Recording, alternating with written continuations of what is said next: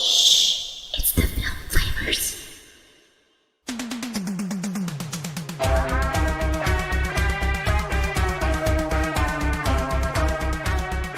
Hey guys, I'm Chris. Hey everybody, I'm Robert. And we're the Film Flamers. Here to talk about my favorite Christmas movie of all time, and the first horror movie I ever saw in the theater. Gremlins. That fine family violent film. Gremlins is a 1984 American horror comedy film directed by Joe Dante and written by Christopher Columbus, with Steven Spielberg serving as executive producer. The score was composed by Jerry Goldsmith, and it stars Zach Galligan, Phoebe Cates, Dante Mainstay, Dick Miller, Hottie Axton, and Polly Holiday, along with Corey Feldman and Howie Mandel as the voice of Gizmo, the main Mogwai character. The story follows a young man who receives a strange creature as a pet, which then spawns other creatures who transform into small, destructive, aggressive monsters that all wreak havoc on a small town on Christmas Eve.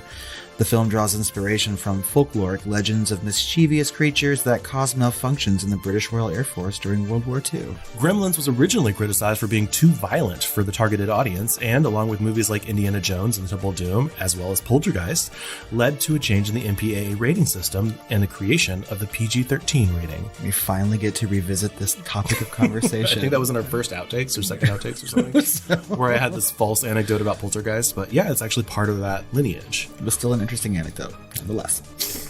Okay, listeners, to understand, one only has to listen. This is Gremlins. Yeah. Super magic. I bet you could lift the entire soundtrack for this and replace it with the Exorcist 2 soundtrack, and it would work perfectly. Just Gremlins doing it in the background.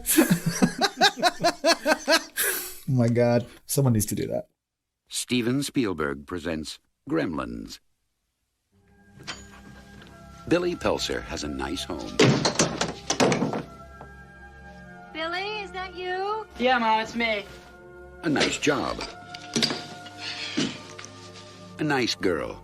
If you're not doing anything this Thursday night, maybe you'd like to go out on a date with me? I'd love to. And loving parents who are about to give him You're gonna like this. No, don't shake it. We're gonna have to open it now. It won't wait till Christmas. the most unusual gift he ever got. What is it? It's your new pet. Come on, Barney, be a good dog. My dad gave it to me. But there are a few things to keep in mind. If you expose it to the light, you may hurt it. If you get it wet, it will multiply. All that from water? They got wet? Yeah, plain water. And most important, no matter how much they beg, never let them eat after midnight. Because when they do, they change. Rafe. They become clever, mischievous, What's going on here? and dangerous. Gremlins, huh? Little monsters. Right. Hundreds of them. Well, I don't know, maybe thousands. They've been here too. Billy, what are these things? Where do they come from? Look, I know it sounds crazy, I know. But in a few hours, you're gonna have a major disaster on your hands.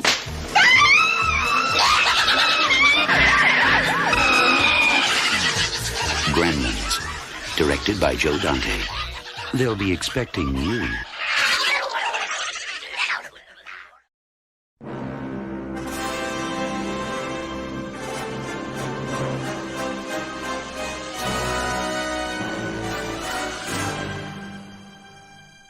Struggling inventor Randall Peltzer, played by Hoyt Axton, visits a Chinatown antique store, hoping to find a Christmas present for his son Billy, played by Zach Galligan.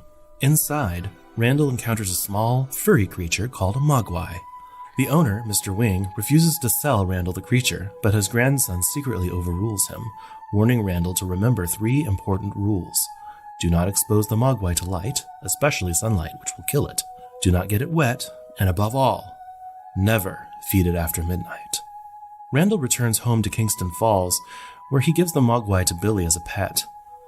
Billy works in the local bank, but fears that his dog Barney will be put down by the elderly miser, Mrs. Deagle, played by Polly Holiday. Randall names the Mogwai Gizmo, explains the 3 rules he was told, and Billy makes sure to treat him well. When Billy's young friend Pete, played by Corey Feldman, accidentally spills water over Gizmo, 5 more Mogwai spawn from his back, a more troublemaking sort led by the aggressive Stripe, named after the tuft of fur on his head. Billy shows one of the Mogwai to his former science teachers, Mr. Hansen, spawning another Mogwai, on whom Hansen experiments. Back at home, Stripe and his fellow Mogwai trick Billy into feeding them after midnight by severing the power cord to his bedside clock.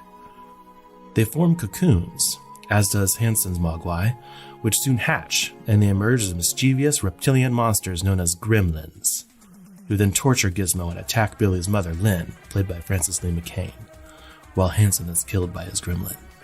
Lynn and Billy are able to kill off the gremlins, except for Stripe, who escapes to a local YMCA. I don't know why that's funny. It's a safe space. He likes to stay at the YMCA. There, Stripe jumps into a swimming pool, spawning an army of gremlins who wreak havoc in Kingston Falls. Many people are injured or outright killed by the gremlins' rampage, including Mrs. Deagle. As Billy rescues his girlfriend, Kate Barringer, played by Phoebe Cates, they hide in the now-abandoned bank where Kate reveals to Billy and Gizmo why she hates Christmas. When she was 9 years old, her father went missing on Christmas Eve and didn't come home on Christmas Day either. Several days later, he was found dead in their chimney while dressed as Santa Claus. Planning to surprise her and her mother, he had accidentally slipped and broken his neck while climbing down the chimney.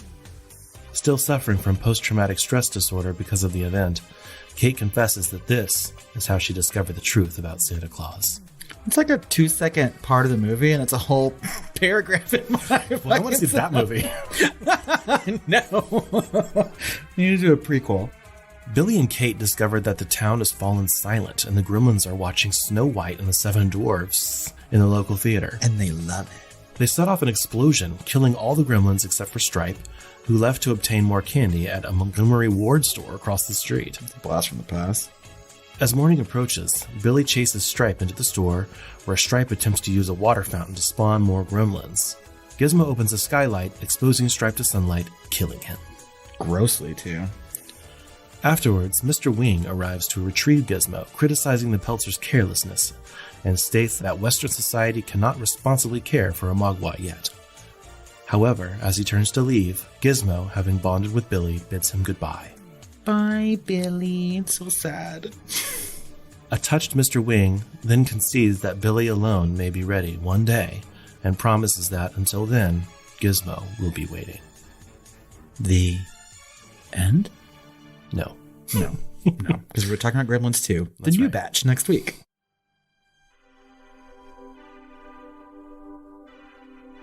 Gremlins was released on June 8th, 1984, the same day as Ivan Reitman's Ghostbusters. Gremlins earned the number 2 spot at the box office with an opening weekend total of $12.5 million, only $1 million less than Ghostbusters. Other films in the top 10 that weekend included Indiana Jones and the Temple of Doom, Romancing the Stone, Star Trek III, and Police Academy. Oh my god, you just couldn't go wrong. I know, all classics. What a good time to be alive. It would eventually become the 4th highest grossing film that year. The movie also gained a very large worldwide audience, with Dante and Company changing aspects of the movie to fit regional tastes. Many questioned the summer release date, as the movie is set during Christmas, causing some to argue that a Christmas release date would have been more appropriate. The film was re-released in August of 1985 and again in 2019. Today, the film has grossed more than $212 million against a reported budget of only $11 million. It's quite a bit of bank. Gremlins holds an 85% on Rotten Tomatoes and is certified fresh, while the audience score sits at 78%. The site's consensus reads, whether you choose to see it as a statement on consumer culture or simply a special effects-heavy popcorn flick, Gremlins is a minor classic. A minor classic. Fuck you, Rotten Tomatoes. Minor. Roger Ebert approved of the film, giving it 3 out of 4 stars. His counterpart, Gene Siskel, gave it 3.5 out of 4, calling it a wickedly funny and slightly sick ride. He also wrote, "It's an original work. We're aware at every moment that someone is trying to entertain us. Playfulness abounds." Oh, finally he says something nice about a horror movie. Vincent Canby, over at the New York Times, was more mixed in his critique, writing that the film is far more interested in showing off its knowledge of movie lore and making random jokes than providing consistent entertainment. Unfortunately, it's funniest when being most nasty. Leonard Maltin definitely disapproved of the film. On Entertainment Tonight, he called Gremlins icky and gross. Okay. Maltin famously makes a cameo in the sequel and is strangled by gremlins. When did you graduate from elementary school? It's icky and gross. I didn't like gremlins. It's nasty. I love that he made a cameo in the sequel and is strangled. It's funny. I like that part. So we do have a lot of accolades in Legacy, or at least some, right? It's a Saturn Awards. It was nominated for Best Supporting Actor for Dick Miller, Best Young Actor for Corey Feldman, interestingly, Best Writing and Best Makeup, but it won for Best Horror Film, Best Director, Best Supporting Actress for Polly Holiday, and of course, Best Music for Jerry Goldsmith, along with Best Special Effects. A huge marketing campaign was created for the film, and a flurry of products hit store shelves, including toys, games, novels, dolls, trading cards, and breakfast cereals. A plush gizmo was one of the hottest items during the holiday season of 1984. The film's popularity has not waned since the early 80s. Nintendo released a Game Boy Color game in 2001, and an expansion pack for LEGO Dimensions was released in 2016. This pack features Gizmo and Stripe as playable characters, which Howie Mandel reprised his role as the voice of Gizmo. Phoebe Cates, Hoyt Axton, and Frances Lee McCain also lent their voices. Interesting. A sequel, Gremlins 2, The New Batch, was released in 1990, but the original led to a wide variety of small, mischievous creature features like critters, ghoulies, troll, hobgoblins, and munchies. At all, really. I mean, like, a whole bunch of these movies came out after this. But it also wasn't the first small creature film, you know? No, I mean, there's a lot from, like, the 70s, too. Yeah. But very original, you know? So do you want to talk about this cast a little bit? Yeah, I do. I like this cast. I feel like it's mostly made of relatively unknowns as far as the main roles, but then surrounded by all these like industry greats and character actors. Yeah, and the thing is that like I recognize some of these actors from other things. I just couldn't even tell you where, though. You know, Yeah. I know that some of the older actors are famous in their own right, but Hoyt Axton. yeah, Frances Lee McCain, and did a lot of TV work. Polly Holiday for sure. Yeah, she was on like a TV show at the time called Alice. She was. She has a very distinct looking face, too. Yeah. But the main actor in this movie is Zach Galligan, who played Billy Peltzer, sort of our hero, right? Zach Galligan. I like him from Gremlins, you know, and he's also in Waxwork, which is one of my favorite horror movies. But outside of those, like, I don't remember seeing him a whole lot of other places. Gremlins 2. Gremlins 2, right? And he's always talking about Gremlins 3, you know, which may or may not ever happen. But But he still looked good. yeah, he looks like he hasn't aged, really. Yeah. So I mean, I don't know. I don't know why he wasn't a bigger star, because I felt like he did a really good job. It was a classic, 80s, teenage hero. And I don't understand why he wasn't in more after that. I'm not sure. He's fairly vocal in the horror community online. I know that a lot of other podcasts have interviewed him. I think that he's not reticent to come onto podcasts and talk about his work. You know what I mean? Okay. So Well, maybe, let's give him a call. someday we'll reach out to Zach. if you're listening, Zach Galligan. Or we can write a script for Gremlins 3. Yeah, hopefully better than one they already have. I don't know. Don't ruin it, guys. I'm sure we'll be talking about more Legacy when we talk Gremlins 2, because there's a lot of shit that's in the works for Gremlins. Oh, there is? Yeah, tons. The other lead role is played by Phoebe Cates. She plays Kate Barringer, sort of his girlfriend. And of course, she's a little bit more prolific, I would say, than Zach Galligan. She was in Fast Times at Ridgemont High. Mm-hmm. She's that one very famous scene where she's climbing out of the swimming pool, right? In her bikini or topless. I can't even remember at this point. I've never seen it. Oh, you don't have to. It's okay. Fucking Cameron Crowe. I don't know. I think you wrote it, but anyway, yeah. Phoebe Cates had a larger career. She did a lot of TV work. I've seen her around. You know what I mean? She's super recognizable anyway. I don't know that she's aged really well though. But well, who does really? I mean, I'm not. She still looks better than me. So, I mean, fuck.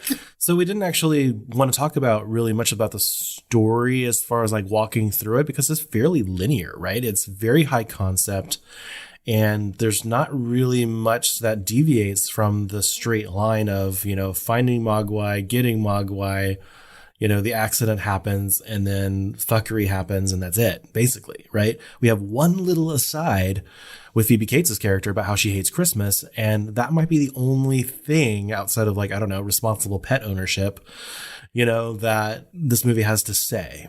Yeah, you're right. It doesn't have to. No, it's very, very linear. It has a really good pace to it, right? I never feel bored when watching Gremlins, and I've seen this movie. I watch it every year at Christmas time. You know what I mean? So I've seen it at least, I don't know. And it's been on our docket to cover on Christmas ever since our podcast began, but we kept like knocking it out for other things. I think the first year being Krampus. Yep. And then we did, Black Christmas. Black Christmas. Yeah. It just, here's the thing. As much as I love Gremlins, I don't know that there's a whole lot to really say about it. It's not a very deep movie. There's not a whole lot of meaning behind what they say. And when they do try to have meaning, they're pretty upfront about it, It's like a really extended, high budget Twilight Zone or X-Files episode or something, but it's a lot more fun, And as fun as it doesn't need to deviate, right? If it wasn't as fun, then it would be kind of a snooze fest. And I think the thing that really separates this from other small creature movies, number one, is Joe Dante, right? Sure. Which we've talked about Dante and his career a little bit when we covered The Howling. And I mean, I really like Joe Dante. I think that Joe Dante's at his best when he's being a little goofy, right? And a lot of his movies are kind of goofy, right? We have things like Piranha, which is super tongue-in-cheek and a Corman kind of feature. We have, The Howling, which is kind of funny, and The Burbs, Did he come out of the Corman group? Yeah, he was from the Corman School of Directing. Okay, So yeah. He worked with that James company a lot. Cameron and all that, yeah. And I mean, so Gremlins is a comedy, right? And at its very core, and it makes me laugh, right? But it also has some really horrific moments to it. And it is kind of violent for something that's geared toward children. Oh, but it could have been so much worse. It could have, and maybe should have, I mean, we'll get into that. Ramp it up just a little bit. Good. So I don't know if some of these deleted scenes are actually available, but I was looking through IMDb at the quotes, right? And I know fucking Gremlins like by heart. I can say it. Yeah. And I was looking at some of these quotes and I was like, what the hell is that? Like, that's not from the movie. There were whole like conversations. And I was like, what the fuck is this? Are there deleted scenes that I have not seen? And that makes me do you ever, I mean, obviously you own this on probably several different formats. Do you watch the deleted scenes? Like, have you? There are no deleted scenes on my Blu-ray. Yeah. So I think there's a reason behind that, and we'll get to it. Right? Okay, good. Because I think there's a little bit of politicalness here. Obviously, we already mentioned that there was kind of a ratings controversy, right? That's right. It was a little too dark, a little too, violent for that PG rating. And so literally within like 2 or 3 months of this release, they created the PG-13 rating, based on things like Poltergeist and Indiana Jones and the Temple of Doom. And even later in the 92, I just watched Batman Returns last night, and that had a controversy about it because everyone took their kids to it, and it was really dark, and like people are shot, Batman's killing people, and yet there's a tongue in cheek to it. There's a very like pop, Pulp Fiction kind of aspect to it, but it wasn't enough. And so a lot of moms and parents were like complaining that even PG-13 wasn't really like the full story. But I'm thinking back to Indiana Jones and the Temple of Doom, Yeah. and I don't, maybe I'm just like that desensitized to violence, but I don't remember that movie being that violent. Well, there's one scene in particular, right? And something else big, right? So there's one scene in particular where he rips a heart out of someone and has it beating. That's the biggest gore that children have seen up until that point. I was one of those people. I hadn't seen gore like that until then. Everyone was like, oh, Indiana Jones as a genre almost is safe for you to see. Right? People aren't doing that in Star Wars. You don't see guts and viscera, versus also that whole area was basically child soldiers, child slaves. Oh, yeah. Right. And there's a whole thing about that and children dying. So themes. Yes. Yeah. So Okay. kind of thematic, which is a little bit to me, like as a child, I'm like, wow, with the heart thing, right?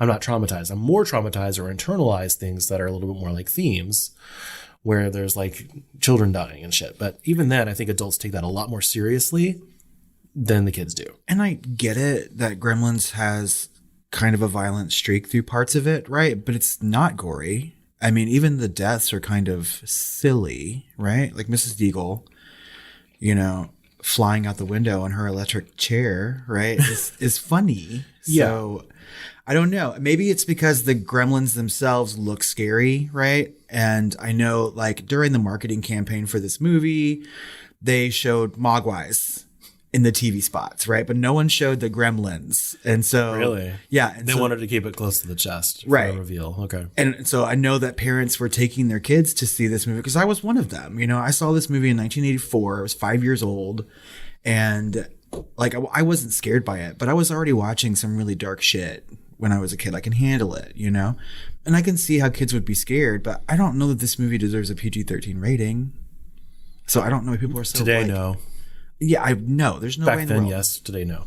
So, I mean, I don't know.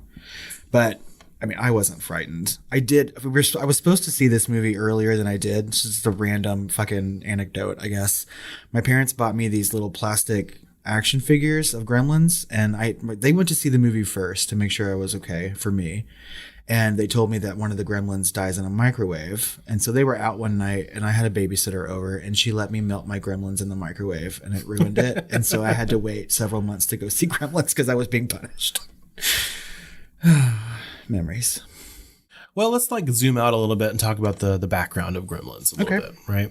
So obviously the notion of Gremlins was first conceived during World War II when mechanical failures in RAF aircraft were jokingly blamed on small monsters, and the term Gremlins also entered popular culture as the children's author and RAF pilot Roald Dahl published a book called The Gremlins in 1943, and I didn't realize that. I'd heard of like the big, like the small giant or whatever it was, and like BFG. BFG, right, which Spielberg also did recently, and a number of other stories which I loved, right? Roald Dahl is a wonderful and prolific children's author, right? I love Willy Wonka and the Chocolate Factory. Charlie, is his book is called. Yeah, and so, but he wrote a book on it called The Gremlins in 1943, and Walt Disney actually considered making a film out of it.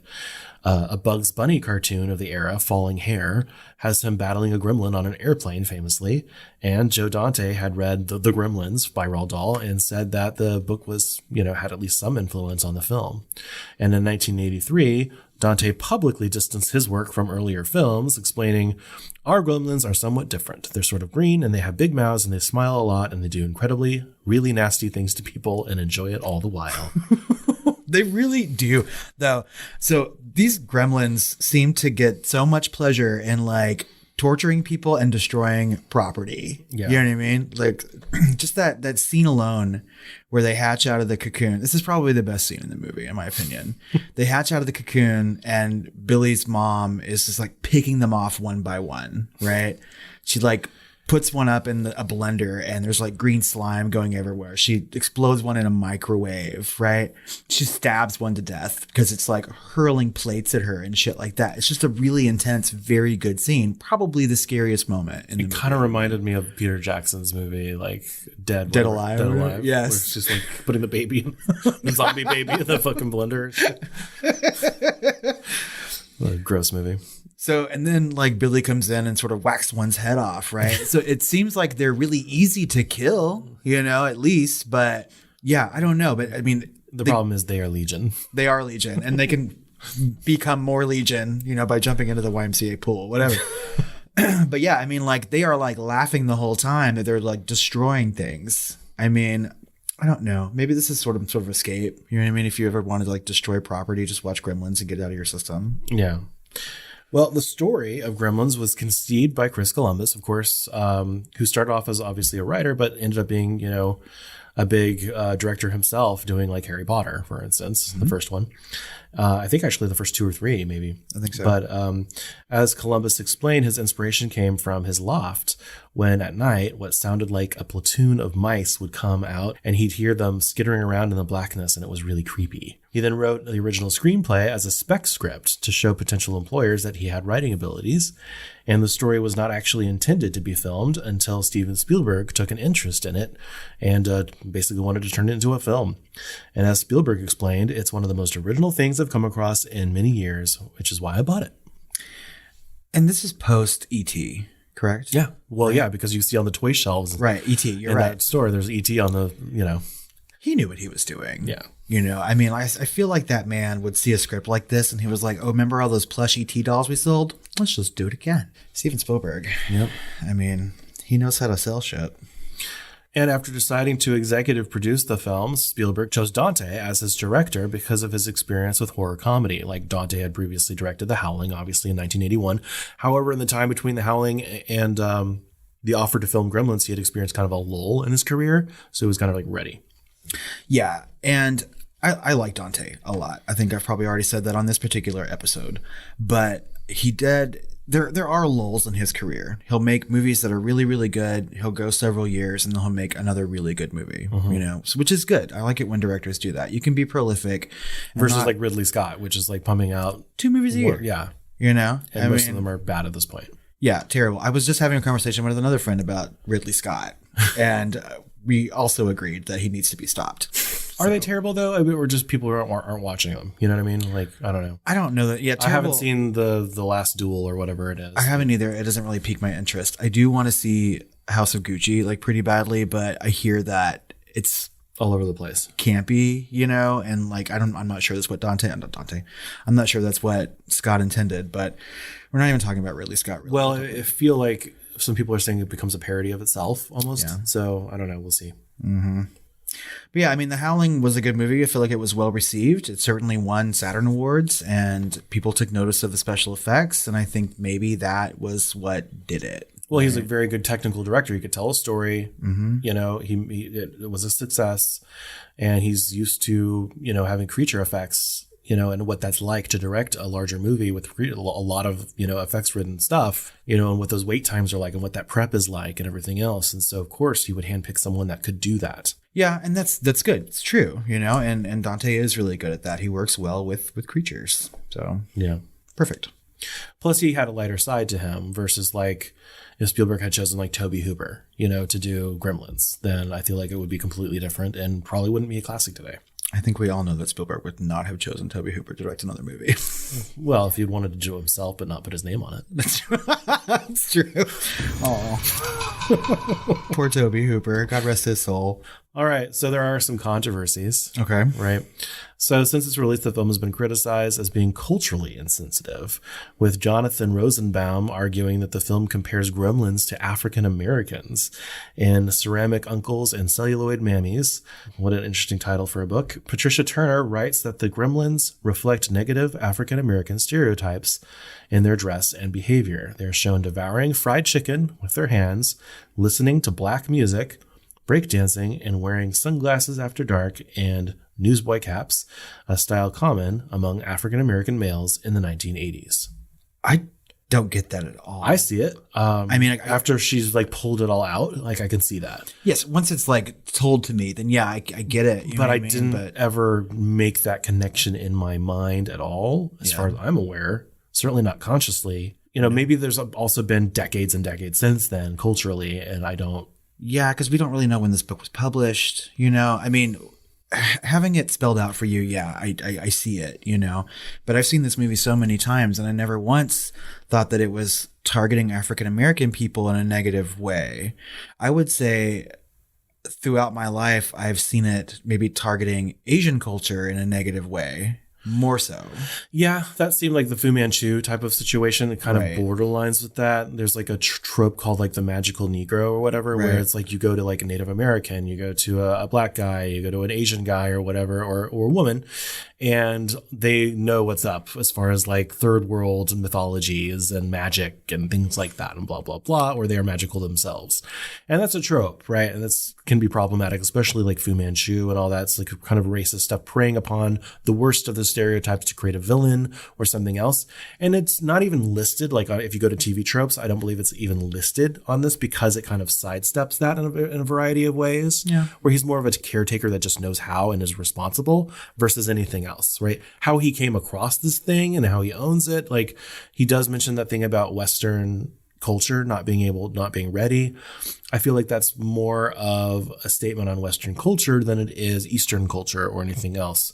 Although I have to say it's fairly compelling to talk about things like silent racism or internalized racism or internal biases, and how we can create caricatures in horror movies or anything else that prey upon other people's silent racism and internal biases to create fear or to accept things more quickly because they fit into these little boxes or categories. And so this really is compelling to me and is interesting to me.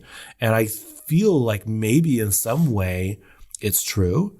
I don't believe personally that Joe Dante or Chris Columbus did this intentionally. No. Maybe utilizing pieces of their own internal biases, but it's so layered in that you would have to have someone writing a book about it or someone critiquing it to really see it. You know, unless you're really looking for it on the outset, like I don't see this as an active problem in the film. I don't either. And maybe it's because I'm not a racist person. You know what I mean? And I don't really think in terms of stereotypes. And so when I see a bunch of small creatures eating fried chicken with their hands, the first thing that pops in my mind isn't about African American people. It's about, you know what I want fried chicken. It's about little cute monsters eating fried chicken. You know, I mean, I didn't even remember them eating fried chicken. They could have been like, there was also deleted scenes where they're eating other things. You know what I mean? yeah. So, I mean, I don't know about that, you know, and I think a lot of these things like breakdancing and that the music and stuff like that was just really popular in the 80s period. You know what I mean? I didn't even see anything like really out there black culture in the Gremlins. I just didn't see it. You know, maybe it's like some side, I don't know. I maybe some of our listeners are a little bit more well-spoken, especially people like Nikki. Yeah. You know, who could speak more to this, you know, and give their take, but Yeah, because it's really not our place to do that. no, So we can appreciate it and respect other people's perspectives, obviously. Cause like, I feel like if you spell it all out like that yeah, and like cherry pick all these different things, then, you know, I feel like it's easy to see. But when it's played out in a story and a narrative and everything's kind of incidental, like I didn't see those things. But maybe it is preying upon some of our, you know, internal biases or categories for better or worse to, you know, help us understand what's happening on the screen better. I don't know. But yeah, help us out, listeners. I will say, I mean, like there's a couple gags that reflect negatively on Asian culture. I feel like he says like dragon breath and there's a gong in the background. You know what I mean? Wow. Yeah, And I then don't know. the score itself is, I love the score. I think it's great. Well, Jerry Goldsmith, of course. Yes. The Gremlin Rag is just amazing. I listen to it all the time. But at its core, it sounds a little Asian, you know? And so, I mean, like, I don't recall that either, but I'll have it playing when I edit this episode, so we'll see. or maybe that's just me. It also doesn't help that the first person to fucking die in this movie is black. That's true. And he's like the most visibly dead and clearly has been injured. You know what I mean? Everyone else is sort of comedic, but he's dead. But they also kind of annoyingly, but like blessedly, like sidestep that trope because they make him a point, like the most knowledgeable person outside of the Asian guy. They actually make him the most knowledgeable person in the movie, right? He goes to him for help because he is such a learned person. Yep. He is a teacher of science, right?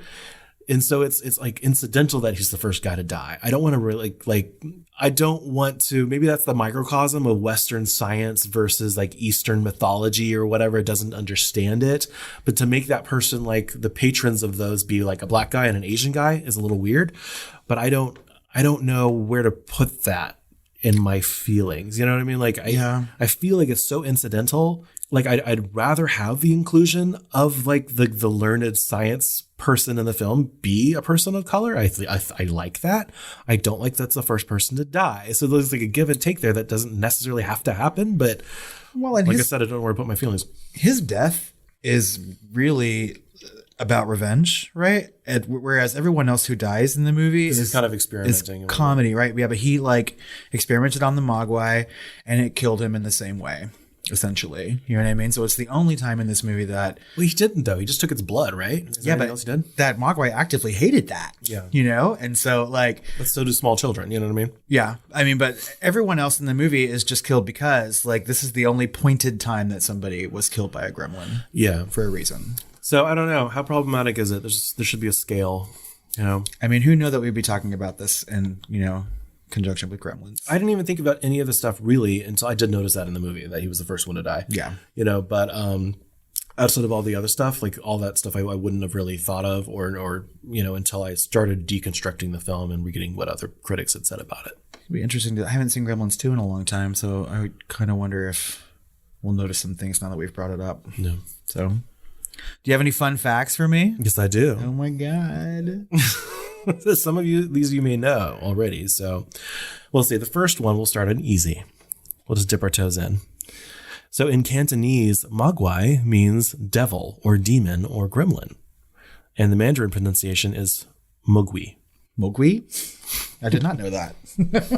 But why? I mean, like, the Mogwai is not a devil or a demon. It's nice. Well, I think it's the Western culture that calls them gremlins, right? The race is called Mogwai, according to the story, right? Oh, yeah. So I don't know. We'll see. Devil's in the details. The Mogwais in the details. Okay, so for my second one, one of the studio notes to director Joe Dante and producer Steven Spielberg on seeing the first cut from the production companies was there were too many gremlins. So Spielberg passive aggressively suggested cutting them all out and calling the movie People. Okay, we'll just cut them all out and just call the movie People. That's fucking hilarious, Steven. I don't think I would have gone to see a movie called People. So. Humans. You did. Yeah, I did. Yeah, that's funny. So for my third one, the special effects relied mainly on puppetry because of an earlier attempt to use monkeys was abandoned because the test monkey panicked when made to wear a gremlin head. That's so mean. Oh my God. They put a gremlin head on a monkey? Yeah. Oh my. That's so. How in the world did they think they were even going to get by with that? I don't know. I guess they had trained monkeys, but they couldn't wear prosthetics. They could have just found little people. Okay. There's no way to do this without like pissing off like some sort of large group. Yeah. So puppets was just the only way to go. And the more practical way. Come on. Okay. So for my next one, the film's script went through a few drafts before a shooting script was finalized. The first version was much darker than the final film. Various scenes were cut, including one which portrayed Billy's mother dying in her struggle with the gremlins with her head thrown down the stairs when Billy arrives. Oh. Dante later explained that the scene made the film darker than the filmmakers wanted. I don't know. I kind of want that. Like I like that she wins. I like that she kind of goes into this frenzy of killing them. I almost wanted it to be a little bit more manic, to get it to that next level of like camp. But, to have it end with her head plopping down the stairs and falling at his feet would have just like been a little next level dark even for this movie. Because she's a likable character. She is a likable character, but after she defeats all those gremlins, she's barely in the movie anymore. He drops her off at a doctor's house and that's it. She can hold her own. I would rather have seen her at Billy's side for most of the movie. You know what I mean? There are ways to fix it, obviously, but I'm okay with things being dark. Clearly, this is a horror podcast. There's also a lot of dry humor in this, speaking of the mother, right? Because like, I love that scene where she's like watching the sad movie or whatever, I think it's from Exorcist 3, right? Like, It's a Wonderful Life. It's a Wonderful Life. Wonderful with 2 L's. And she's literally cutting onions. And her son's like, what's wrong? She's like, oh, it's the movie, or whatever. And it's just like, really? Like, it's so dry. And there's a couple other dry moments in the film, too, that, like, you'd have to, like, you can enjoy it on multiple levels. I mean, anytime that she's dealing with one of those inventions. Like, the kids wouldn't have noticed that. The kids wouldn't, yeah. So there's also a scene where the gremlins ate Billy's dog. Shit. And a scene where the gremlins attacked a McDonald's eating customers instead of burgers. I mean, I love these. That would have been great.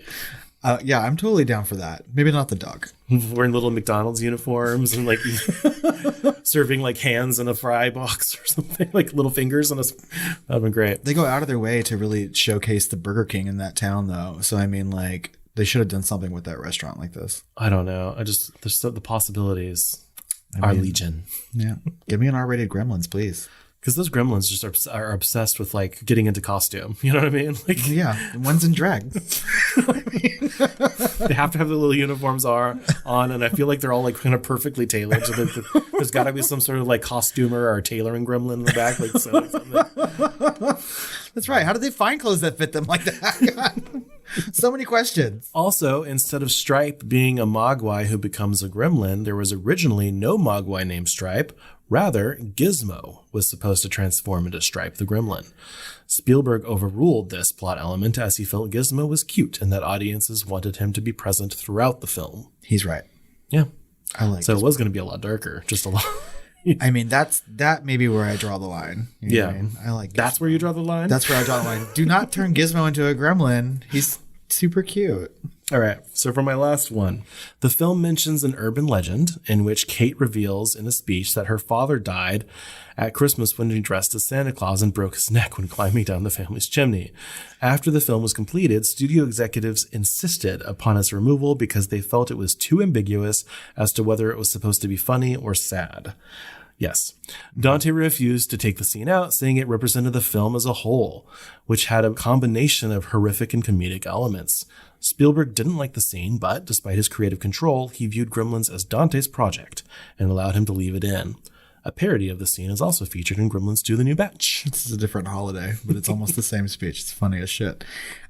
Look at Spielberg growing and changing as a producer and letting people make their own movies. Well, it's also another example of that dry humor because on the screen he's taking it super seriously, but like you want to laugh, but you're not sure if it's okay to laugh because no one on the screen is laughing. And I will say, when I was younger, I always found it to be very sad. Yeah. And the older that I get, So and watch fucking Gremlins, absurd. It's silly, you know. Just Phoebe Cates' delivery in that monologue is kind of silly. You know what I mean? that's how I found out Santa wasn't real. No, it's just like, say you hate Washington's birthday or something, and no one bats an eye. But say you hate Christmas, and they treat you like a leper. I mean, like, she clearly is having some like holiday depression, you know. But anyway, I kind of laugh at that scene now, and it's probably bad. But Well, you're supposed to, but it was do. written to laugh at, but they don't give you permission to do it. So it's like there's a few things like I would like turn or twist or adjust in some ways to make it okay in some of these more drier scenes or darker scenes to laugh, but overall as a full package, I would say like it is the way it is, and it's enjoyable and a classic for that reason. it's true. All right. Well, those are really fun. And since we're already talking about how we would fix a movie, let's talk about some questions. So, is Gremlins a horror movie? Yeah. There's some adjacency there, obviously, because, always you have to talk about adjacency when it comes to horror comedies, but it was intentionally made to be a horror comedy as that was kind of getting more and more in vogue in the early 80s. Oh, yeah. It was all over the place. Yeah. So I would say yes. I mean, it's a big year for horror comedy, too, if you have Ghostbusters in there as well. Yeah. It's under the umbrella. Yeah, I would agree. Were you scared watching Gremlins? No. I mean, I may have been when I was younger, but I think I was in Gremlins 2 when I was younger because there was a big fucking spider gremlin. I was like 10 or 11 by the time Gremlins 2 came out. So, I mean, I had seen some very scary things by then, but I don't even remember being scared as a kid watching Gremlins. I was more scared of shit like Neverending Story scared the shit out of me when I was younger. Nihilism. Yeah. I mean, that fucking Gmork, but Gremlins, no. Oh, not yeah. so That much. thing is still terrifying. Are you kidding me? Yes. We're going to have to do our Gateway horror episode sometime. For sure. Yeah. Because I do want to talk about that movie. Out of 5 stars, what would you rate Gremlins? I gave it a 4. Okay, I give it 4.5. Okay. I really, really like Gremlins. It's in my top 10 horror movies. It's probably in my top 10 movies of all time. I really, really enjoy the shit out of Gremlins. Like I said, it was the first movie I saw in the theater, a horror movie as a kid, So many fond memories. And I watch it every single year. So I can't get enough of it. Yeah, I mean, if you're always going to see things through nostalgia lens and things like that, and it's a comfort blanket, But knowing that it's important to you, and ratings are subjective for that reason. It's true, and I feel like I did a good job this episode of not like waving my nostalgia boner around. If I was still doing halves, I might rate this a 3.5. Oh, but because there's just so many things throughout the film where I would adjust some levers of bump the comedy there, bump the darkness there, make this a little bit less frictiony, like pump that story aspect or whatever, just to make it a little bit more of a cohesive, solid whole, and more consistent all the way through. But those are really nitpicks, right? And I'm not doing halves anymore. And this deserves, based on its classic status and the amount that I enjoy it, to be a 4. So, and I don't know what is keeping me from giving it that 0.5 star higher to make it a 5-star movie. Because it's not perfect. Because it's not perfect. Not that your 5 star is perfect. No, I mean, there's probably some reason. I think that there have been times in my life that I would have rated this 5 stars. There's a lot of questions, right? We talked about a bunch of them, and there's a lot of things that, who knows what hit the editing floor that you would have loved to make it hit that extra 0.5 if they'd been a little bit braver, if they'd made it a few years after that or whatever. If they could have just intentionally made a PG-13 movie instead of having to wait 3 months after it was released for that even to be invented, I think you hit the nail on the head. I think that's it. I think I just want it to be a little darker and a little less comedic, but that's fine. And that was adjusted in the editing room because they did shoot those sequences. Can you imagine how expensive that goddamn McDonald's sequence must have been if they had actually shot that? I mean, yes, I can imagine. So finally, who's the hottest guy in Gremlins?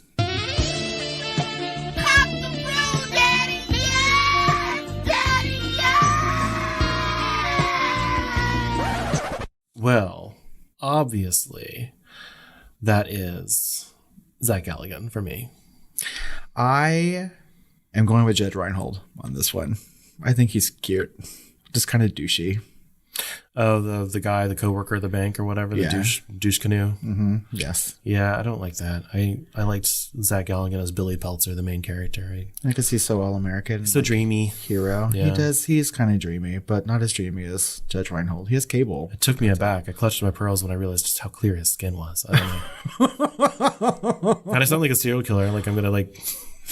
like use it to make something? Suit. Calm yourself, Buffalo Bill. It rubs the lotion on his skin. Billy. Zach. Put it in a fucking basket. Well, I think that just about wraps up our conversation on Gremlins. As always, we'd like to know what you think about this Christmas classic. You can find us on social media at The Film Flamers on Facebook, Instagram, or Twitter. You can email us at tiredqueens@filmflamers.com, or you can call us at 972-666-7733. Don't let us in your bright light, because we want to get wet. And we'll feed you after midnight. You can feed me after midnight. Maybe you can feed me after midnight. Wet. I can't even keep a straight face anymore when we do this. So, next week, like we already mentioned, we are going to be covering Gremlins 2, The New Batch, so stick around for that. But we have a poll over on Patreon for our bonus episode this month, where our patrons will be picking from a wide variety of 1980s tiny creature features. That's right. So far, The Gate is winning. But we also have like Critters on there and a number of others. So Ghoulies. Yes. The Pit, which is another classic movie. So if you want to change that and have something else win, all you have to do is go to patreon.com/thefilmflamers, join the family and vote in that poll and get the hours and hours of bonus content that we have available for you. Well, Chris, I think it's time to head off and get wet. I'm pretty sure that people want me to multiply. They want lots of Roberts running around. yeah, but not gremlin versions. I don't know. I mean, I eat after midnight all the time. So I'm pretty sure I'd be hilarious as a gremlin. That's what a little fucking gremlins running around saying mayhaps. Asking people who the hottest guy in a certain movie is. Mayhaps! Mayhaps. All right, let's go have some Sweet dreams. Why do they say caca so much? Caca. He's like phone cord. Caca. Kokomo! Or do they just come out of the cocoon? Out of the Kokomo cocoon? Like, Kokomo cocoon. Kokomo cocoon caca. And they just know all these words. I just want to do everything with gremlins. Like remake The Exorcist, but with gremlins. See the little gremlin like with the little night dress on or whatever in bed going, lick me, lick me. See, Joe Dante can have a much longer career. He didn't even notice. Remake The Exorcist, Dante, with gremlins.